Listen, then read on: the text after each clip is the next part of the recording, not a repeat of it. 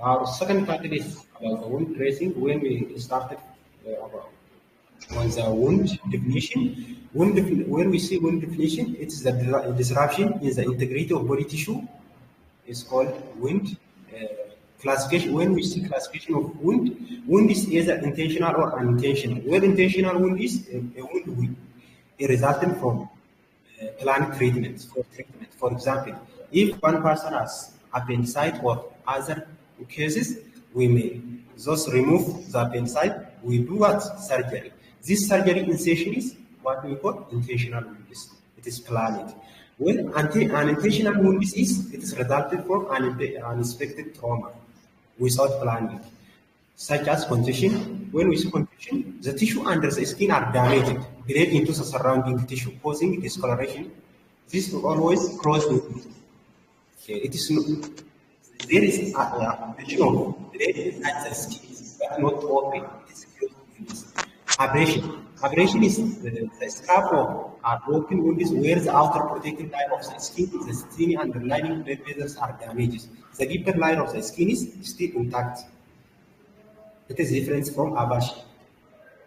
Laceration. When we see laceration, it is a rip or tears in the skin that lie underlying tissue with jagged or irregular edge. It is maybe due to knife, tears.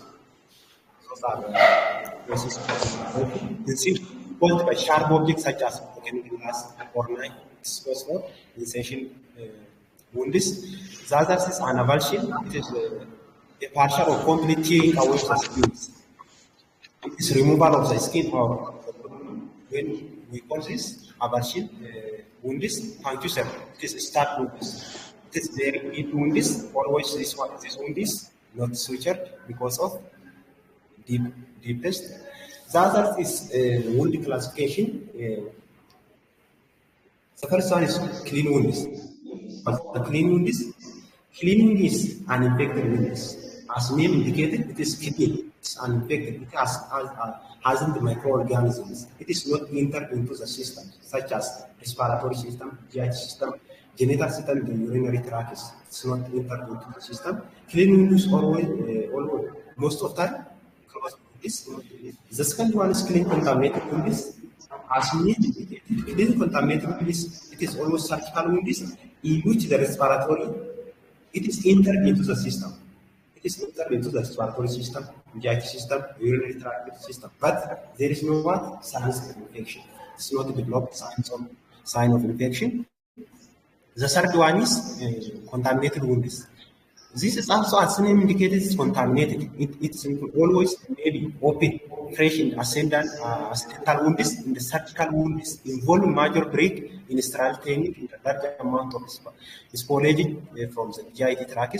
Contaminated wounds show evidence of infection. It is different from clean contaminated wounds. During clean contaminated wounds, there is no sign of infection. But in case of contaminated wound, there is a sign of infection. When we see dirty or infected wounds, it is contaminated wound plus what? Dead tissue. Include wound containing dead tissue in the wound with evidence of clinical infection such as virulent drainage. It is also contain what? Pus in the dead tissue. This is a clinical manifestation of wounds for cardinal signs. Pain, redness, heat, and edema. Those are maybe the clinical manifestation of wounds. When it comes to the wound dressing, there is two things in this dressing in the wound dressing. Dressing is any various materials used for covering or protecting a wound. When we say dressing is a materials which is used as for what? Covering and protecting is the wounds. Wound dressing is a process of dressing, covering the wounds. It has one types. Wound dressing has three types. The first one is clean wound dressing. The second one is septic wound dressing, and the third one is wound dressing with drainage tools. When we see dressing clean wounds, as name indicates, this one is clean. As I said before, I talked about clean wounds and also contaminated wounds. There is no sign of infection in case of clean wounds. So during the cleaning of dressing of clean wounds, we may follow an aseptic or sterile technique, covering clean wounds using dressing materials. Our purpose to dressing clean wounds, first, the first one is to keep wound clean, to keep in the position drug applied locally, to keep edge of the wound together by mobilization, in case of mobilization, to enhance wound healing, and also to relieve pain for the patient as the last to apply pressure on this. There is materials we use during clean wound dressing. Those are the material, sterile material, and clean material. When we see a sterile dressing set, dish, spatula, sterile glove, sterile gauze, cotton, sterile dressing forceps, those material, the material we use during sterile material we use during dressing clean. And also clean material, clean glove, clean distribution such as NS, ringer lactic and others, hydrogen peroxide, adhesive plaster, rubber sheet, ointment if it is needed. Dressing septic wounds. The second one is dressing septic wounds. The technique is now also what? Aseptic technique or sterile technique.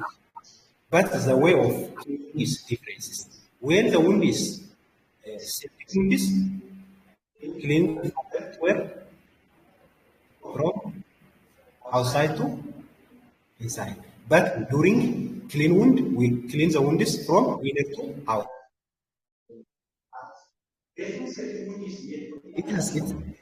This is also a purpose. Our purpose is observe material being discharged from, apply pressure to the area, apply local medication, prevent pain and swelling, and also to prevent injuries. And also those materials is the same, but it's the way we use is maybe different, but materials the same. Sterile dress set, sterile garbot, sterile kidney dish, sterile gauze, sterile forceps, sterile cotton, sterile pair of glove. It's also clean materials, those cleaning solution, as I said before, normal saline, hydrogen peroxide, ringer lactic if it is needed, ordered medication, plaster, bandage fixer, surgical blade, waste bite, spatula, bandage, clean glove, adhesive remover, those materials also important during wound dressing aseptic techniques. But